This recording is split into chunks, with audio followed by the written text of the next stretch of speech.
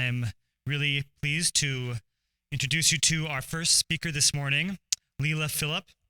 She's the author of 4 books, including The Road Through Miyama, for which she received the 1990 PIN Martha Albrand Special Citation for Nonfiction, and the award-winning memoir, A Family Place, A Hudson Valley Farm, 3 Centuries, 5 Wars, 1 Family. Philip has received numerous awards for her writing, including fellowships from the John Simon Guggenheim Foundation, the National Endowment for the Arts, and the National Endowment for the Humanities. Her essays have been widely anthologized. Fluent in Japanese, she writes on Japan as well as about art, and has been published in a variety of venues, including Art in America and Art Critical. She is a contributing columnist at the Boston Globe, where she writes about environment, politics, and culture. Leila Philip is a professor in the English department at the College of Holy Cross. In 2018, with writer Robin Hemley, she co-founded the new online magazine Speculative Fiction. And her new book, Beaverland, is coming out this fall. And I just have to advocate, as a lover of books, Beavers and books, 2 things that I feel like people need to champion together. I just want to say, if you can, go online, pre-order this book, support Leila, support books, support Beavers. Come on, let's do it. And also, a thing that I just realized that Leila told me is that if you can advocate to your public library to buy books that are about beavers, this book perhaps. So any book that you want to support and get out there in your community, you can get your public library to purchase it for you and your community. So something to put in your back pocket. All right, here we go. Leila, welcome to the stage.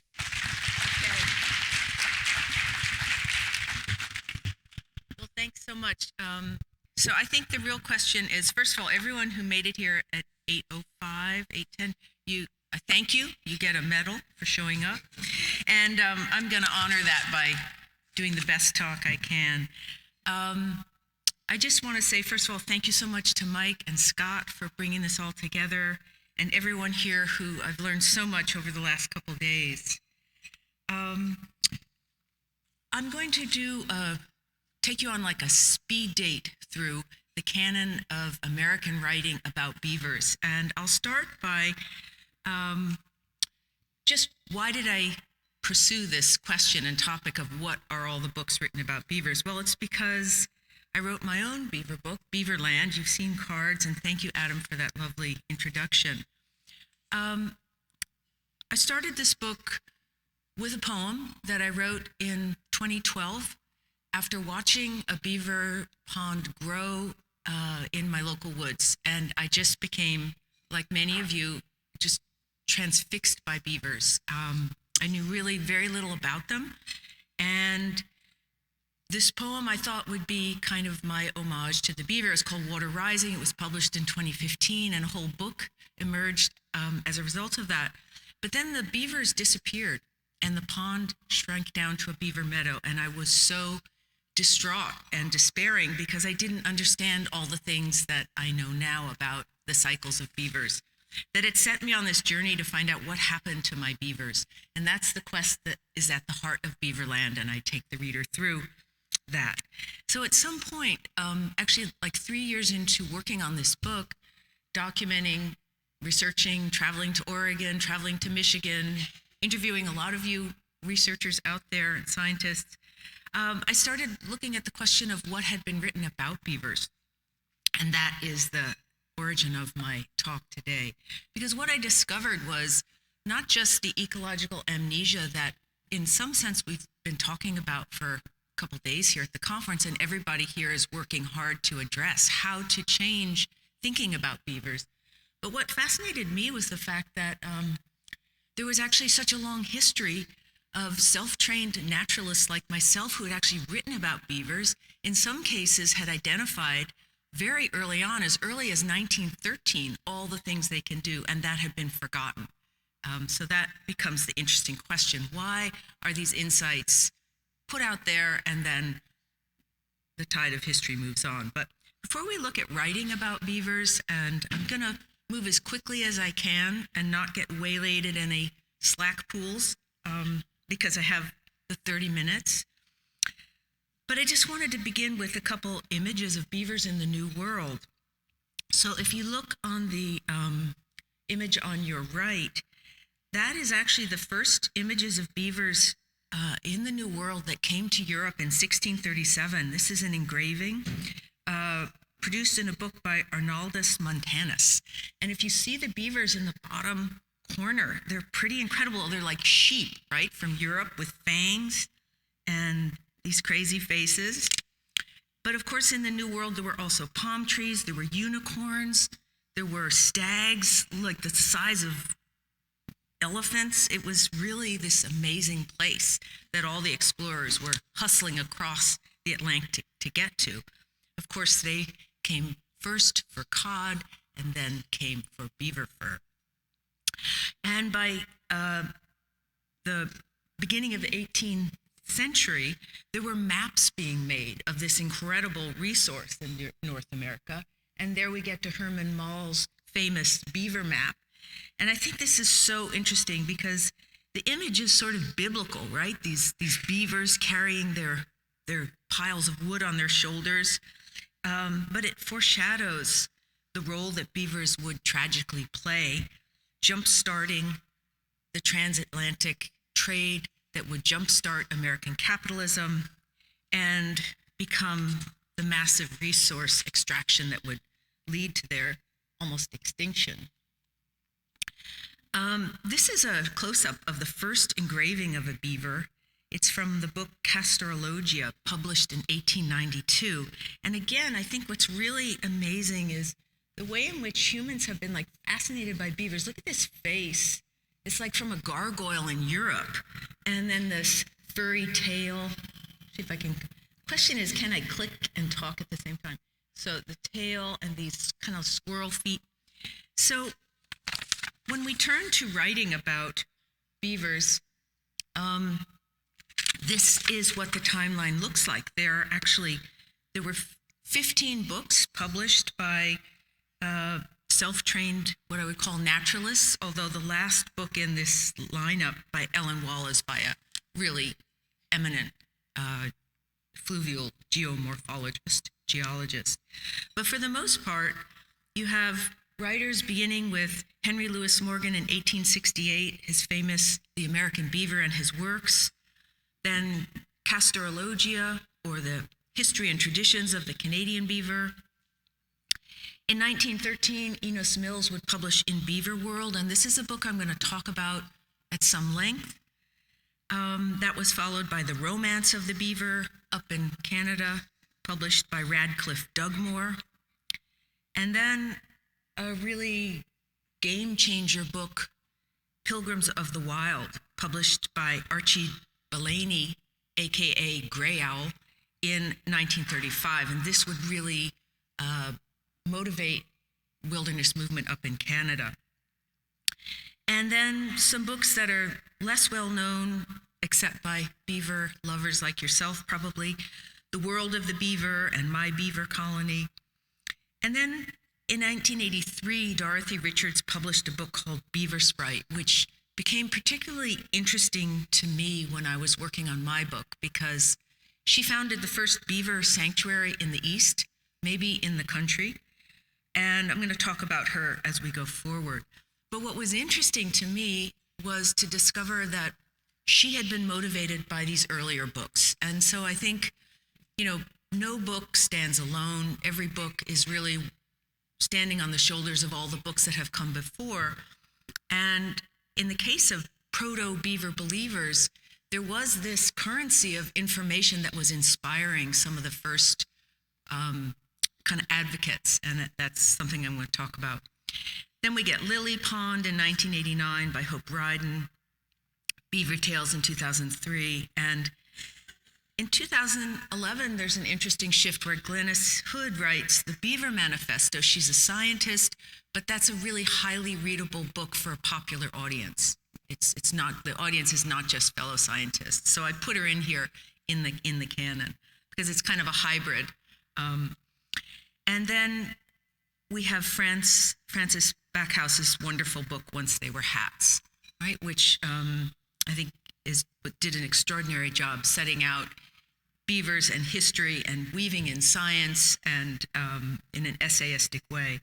And then, of course, Eager, where Ben Goldfarb just takes that one step further and does this extraordinary walkthrough of beaver restoration work and beaver history.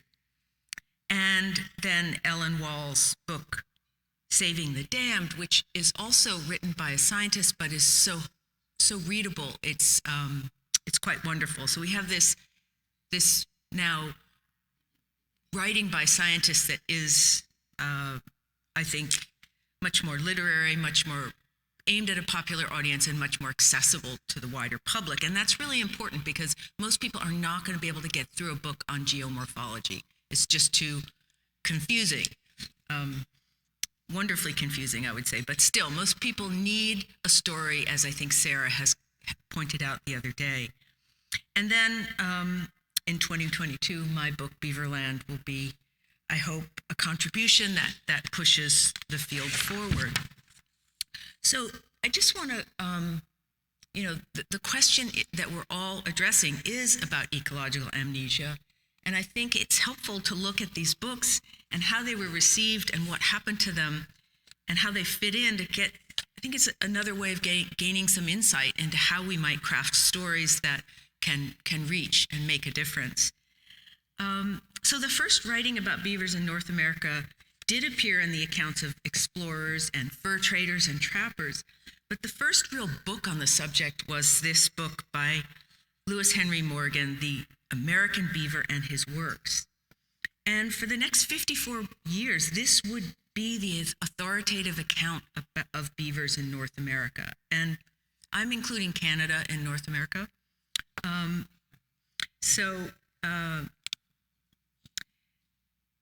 The beautiful engravings of dams and beaver constructions are, I think, still relevant today. In fact, I'm going to get to this later, but I interview a incredibly talented PhD candidate researcher at Harvard in the course of the book.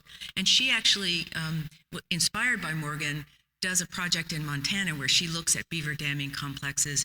And she actually, I don't want to spoil the book, you got to buy the book to find out. No, she has some incredible insights about beaver intelligence and how beavers do what they do that I think are new and are going to really make an impact. And she began by reading The American Beaver, so it's still relevant.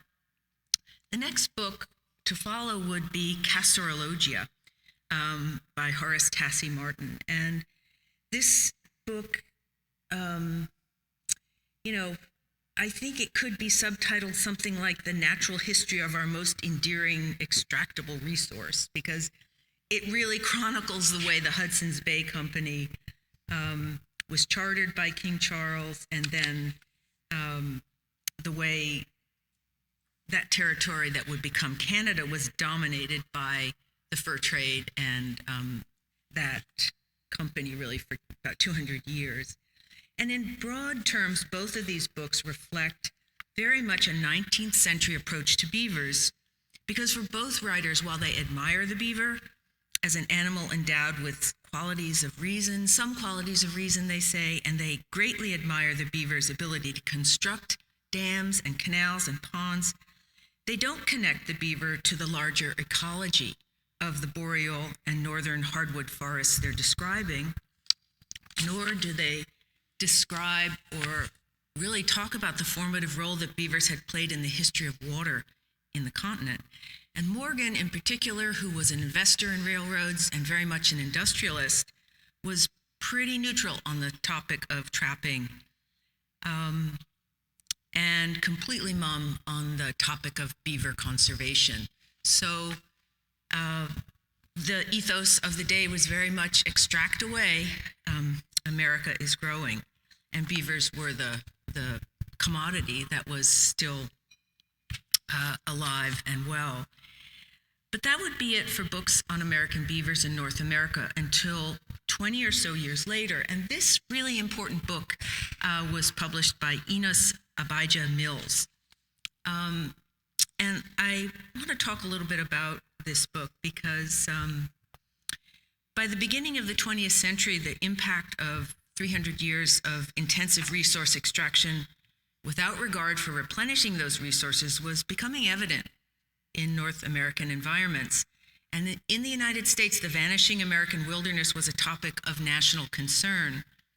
In 1893, at the American Historical Association, Frederick Jackson Turner had delivered his famous paper, The Significance of the Frontier in American History, and he made the dramatic announcement that the frontier was done. It was closed.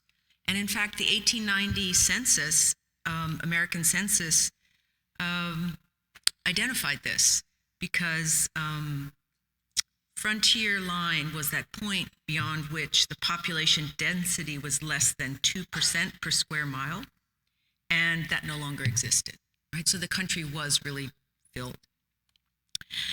But by the time he published in Beaver World, and I have to show you a picture of him, Mills had spent 27 years observing beavers in the Rockies, and he was already known in Denver as the Snowman because he had been entertaining readers with colorful accounts, and he was the first snow reporter. He would go out and say how much snow had fallen, and he'd hike in sub-zero weather and measure the amount of snowfall. But with the publication of In Beaver World, Mills became really America's first beaver spokesman. In literary terms, he also introduced a really quirky style. He anthropomorphized beavers without any apology, and his message is clear.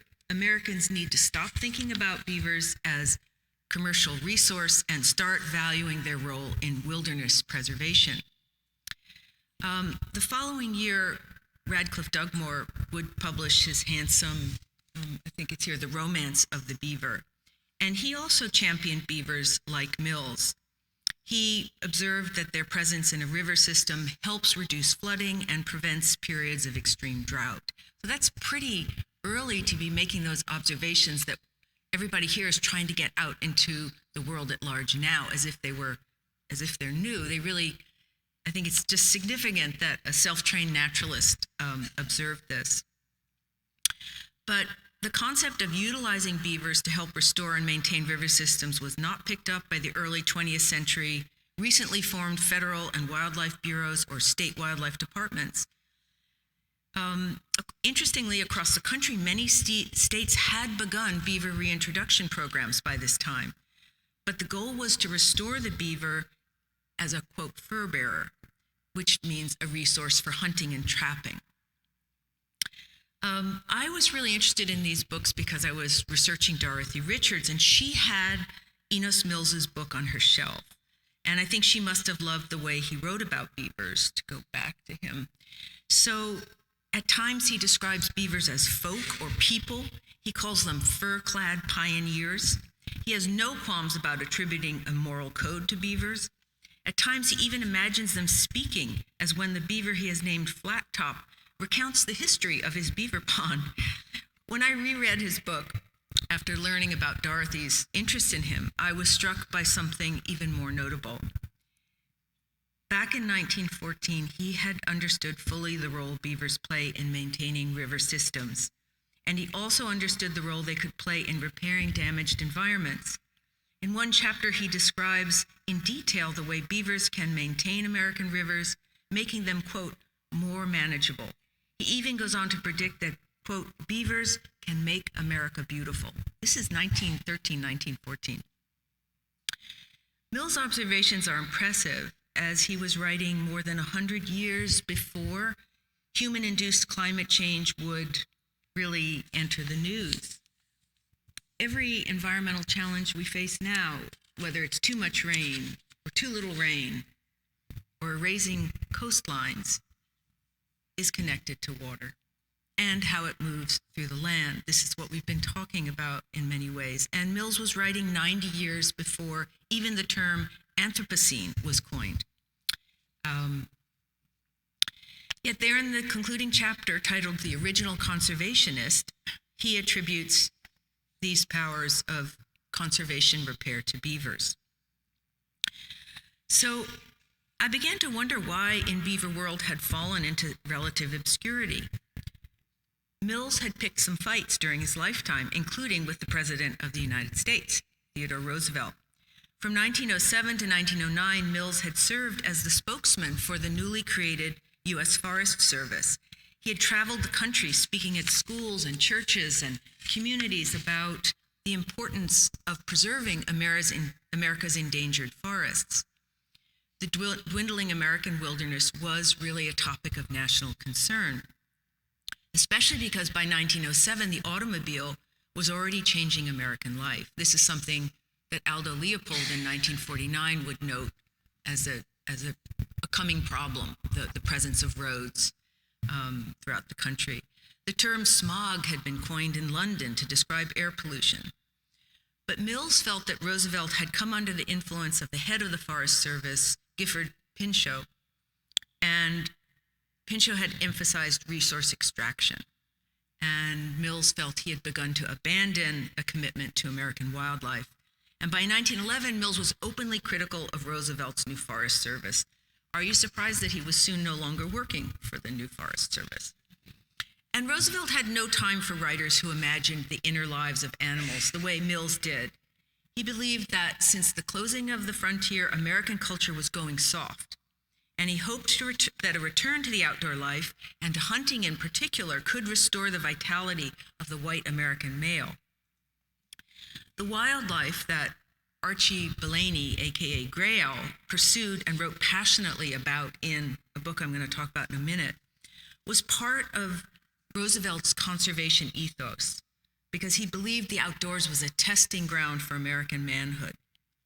And this is a trope that has been carried forward, and I found it alive and well in most of the fur trappers I met, along with a lot of other increasingly complex and paradoxical ideas about what it means to live a significant life. Men like Herb Sabansky, someone I profile in the book, who felt that through an ancient connection to the natural world as hunter, something vitally important was being preserved. Mills was quiet on the subject of hunting, and he included a lot of affectionate anecdotes about his pet beaver, Diver. If you haven't read this book, you must read it. He describes Diver accompanying him on his travels, perched atop his pack saddle, and whenever the young beaver saw Mills saddling his horse, he would fling his arms up like a toddler and cry piteously until Mills reached for those beaver arms, picked him up, and put him in the saddle. I don't even care if it's true or not, right? Such great English, right? Mills went on to name some of the beavers he observed in the wild. And when Flat Top died, he eulogized the beaver's life as long, stirring, and adventurous. So I think what really engaged Dorothy, and would no doubt have irritated Theodore Roosevelt, was the way that Mills imagined the way beavers are thinking. And I could go on, but I'm going to move forward here. So I want to just say a little bit about the next book that would really pick up this idea of beaver conservation, which was Pilgrims of the Wild, which I think probably many of you have met. So the problem was that Gray Owl was, but wasn't. He was an imposter. He was actually an English, he was born in Hastings, England, and he fled England at age 16 to Canada and reinvented himself as a person of indigenous heritage. And while one can't excuse that very shameless cultural appropriation and the damage that has done to the native peoples across the continent and other things, he was a ritual bigamist. This fiction of being a person of the Canadian wilderness, indigenous to that place, was a fiction that allowed him to make his topic real, which is one of the interesting paradoxes. He reached many more people than he could have as an white man from England talking about the Canadian wilderness. And he went on his first book tour to England after the book was published in 1935. The book had to be reprinted 5 times before the trip was even finished. He lectured to over 250,000 people. This is 1935. And he even had an audience with the King of England. And at that time, the current Queen Elizabeth was a child. And, you have to wonder, in the UK today, the royal family has really endorsed environmentalism. Prince William has started this Earthshot Prize, which is coming here next year, and the late, his grandfather worked for the environment. So anyway, I think I could speak for a long time about Gray Owl, and I do in the book, but what's interesting is that he was a converted trapper, fur trapper, who found some abandoned beaver kits, raised them, and then he became a beaver advocate, and he writes about that. This is him with Jelly Roll, the little kit that he raises, and goes on tour with him, and he writes about in his book. So what's interesting is that the canon would continue. These are 3 books that I think probably people in the audience know and have read, and they have made a difference. The book that interested me was Dorothy Richards' book, Beaver Sprite. Dorothy Richards bought an old farmhouse in 1932 up in the southern Adirondacks at the confluence of 2 creeks. And in 1935, because her husband had connections to the Forest Service, who was looking for places to release beavers, contacted them, and 2 beavers were released on her property. This was just coincidence, serendipity, fate. And that fall, she went out to look and saw the pond that they had created, and that was it. For the rest of her life, it was all about beavers. In 1938, she became critically ill, and that's when she read Gray Owl's work and the work of Enos Mills. And she claims that it's what helped her get out of her sickbed, and she applied to the state for a permit to raise 2 beavers, kits. And the state gave her a permit. I doubt that would happen today. And, she's a controversial figure because she was observing beavers in her beaver pond, and then she had these beavers that she lived with. And for like 30 years, she had beavers living in her house with her, successive generations of beavers. And this is her having tea with Eager, her favorite, and that's her with Hunk, another favorite. You really have to read Beaver Sprite, but I think when you read it, there are a lot of things about this kind of domesticating, or I don't know what you call it, with beavers that is troubling. But she slept with Hunk back to back, and she did not have a good marriage. But anyway, I don't know. I don't want to go there. But her legacy inspired people, and I think we can call her a proto-beaver believer. She inspired Hope Buccamucci, who went on to create a beaver sanctuary in New Jersey. And then Edwin Way Teal, a very famous naturalist, visited her and was so fascinated he wrote an article about her and the beavers.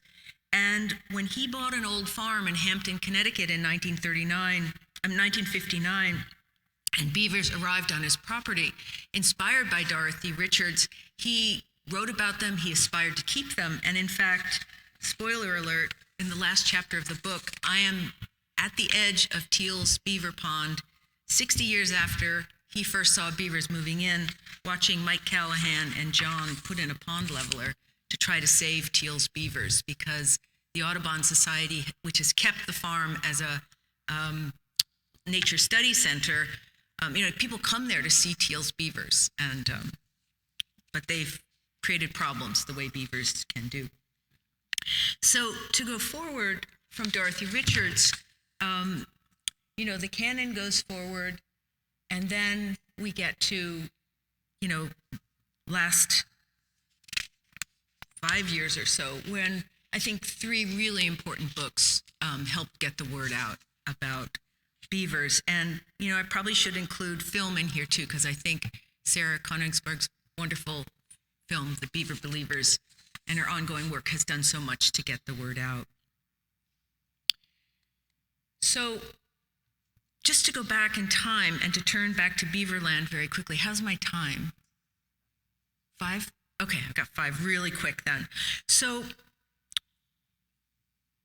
in my own investigation of the beaver, I go back to Europe and I look at the way the beaver has sparked the history of Western imagination for a long time. So here is Aesop's fable in the Aberdeen Bestiary in the 13th century. And here's the famous beaver, which has just bitten off its testicles to dupe the hunters who are bemused, and then that wily beaver is going to get away. That's Aesop's fable. So it was believed that the castoreum was actually, they confused it with testicles, and for some reason they had this elaborate fantasy that they could bite them off to fool hunters. But castoreum was valued for its medicinal properties. So, flash forward. This is some of the work of Jordan Kennedy, that researcher I was talking about, who, inspired by Morgan, did drone photography and using photogrammetry did these extraordinary images of beaver damming complexes in Montana. And she made a lot of insights. I follow Dr. Burstead up into the White Mountains to look at beaver worked streams, because in the Hubbard Long-Term Research Center up there, there's the whole watershed has been preserved. And so you can really see how beavers have come back to the landscape and are starting to really move the rivers around and the stream system. And when I came back to my own town, Woodstock, let's see if I can get up. So this is my house, is just here. And this was the beaver pond I observed. So I moved to this town in 2004. And when I moved there in 2008, the whole beaver pond that I would see grow was actually like a meadow with its little tiny patch of water here. And I would watch this whole place become filled with water. That was the sort of drama that I would see unfolding. And then I would see it disappear. And what was significant when I came back from the White Mountains is the light bulb went on in my head, and I said, okay, wait a minute. I pulled up all the GIS imagery, and I realized that, okay, Woodstock, where I live, is a drumlin field. So water is following down in between these drumlins, and there are more down there. And long story short, I discovered that my beavers, there's a whole beaver neighborhood, and there are these basically 4 beaver sites that they're cycling between. So that is one of the things that I learn and share with the reader, because I think it is something probably many of you in the audience here know, but took me years to figure out. But it was really heartening, and I think it is really heartening because I think,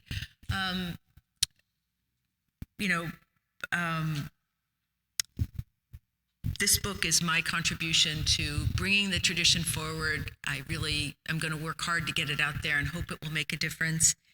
And I think, like Sarah had said, people don't really respond to information and facts. They respond to how you make them feel. And if you can pull them into your own story, which is why I use my own story of discovering beavers, and they can feel the joy and the sadness and the hope that beavers bring, I think there is some hope for all of us that people will look at that swamp differently and start to connect the dots.